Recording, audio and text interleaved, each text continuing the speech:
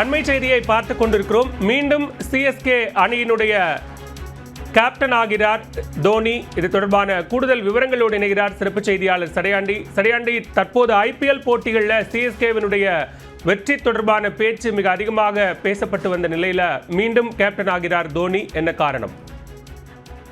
நிச்சயமா Balavel, Chennai super Kings அணியின் கேப்டனாக ரித்துராஜ் கெய்க்வாட் கடந்த தொடர்களிலிருந்து செயல்பட்டுக் கொண்டிருக்கிறார். அந்த வகையில் தற்பொழுது 5 போட்டிகள் நிறைவடைந்திருக்கக்கூடிய சூழ்நிலையில் அவருக்கு காயம் காரணமாக ரித்துராஜ் கெய்க்வாட் வரக்கூடிய மீதம் இருக்கக்கூடிய ஐபிஎல் போட்டிகளிலிருந்து விலகுவதாக தலைமை பயிற்சியாளர் ஸ்டீவன் பிளமிங் அறிவித்திருக்கிறார். இதன் காரணமாக ரித்துராஜ் கெய்க்வாட் விலகலை தொடர்ந்து மகேந்திர சிங் தோனி மீண்டும் கேப்டனாக சென்னை சூப்பர் கிங்ஸ் அணியை வழிநடத்த காத்திருக்கிறார்.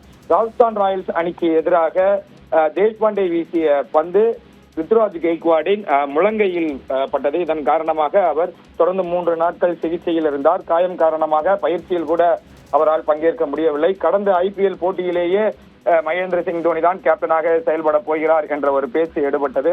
இருப்பினும் ரித்துராஜ் கெய்க்வாடினுடைய காயம் சற்று முன்னேற்றம் கண்டிருப்பதன் காரணமாக அவரே கேப்டனாக களத்திற்கு வந்தார். ஆனால் அந்த முழங்கையில் ஏற்பட்ட காயம் தொடர்ந்து அச்சுறுத்துவதன் காரணமாக அவர் இனி வரக்கூடிய போட்டிகளிலிருந்து விலகுவதாக அறிவித்திருக்கிறார். எனவே மகேந்திர சிங் தோனி மீண்டும் கேப்டனாக தேர்வு செய்யப்பட்டிருக்கிறார்.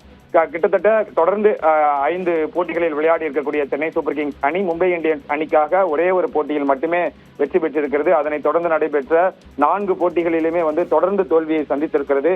இந்த சூழ்நிலையில் தோனி மீண்டும் கேப்டன் பதவியை எடுப்பது இனி வரக்கூடிய போட்டிகளில் வெற்றி பாதைக்கு சிஎஸ்கே திரும்பும் என்ற ஒரு எதிர்பார்ப்பு ரசிகர்கள் மத்தியில் ஏற்படுத்தி இருக்கிறது. நாளைய தினம் சென்னை சேப்பாக்கம் மைதானத்தில் கொல்கத்தா நைட் ரைடர்ஸ் அணிக்கு எதிராக சென்னை சூப்பர் கிங்ஸ் அணி களமிறங்க காத்திருக்கிறது. அந்த போட்டியில் மகேந்திர சிங் தோனி கேப்டனாக செயல்படுவார் என்பது ரசிகர்கள் மத்தியில் ஒரு மகிழ்ச்சியை ஏற்படுத்தி இருக்கிறது என்றுதான் சொல்ல வேண்டும். பலவே விரிவான விவரங்களுக்கு நன்றி சடையாண்டி.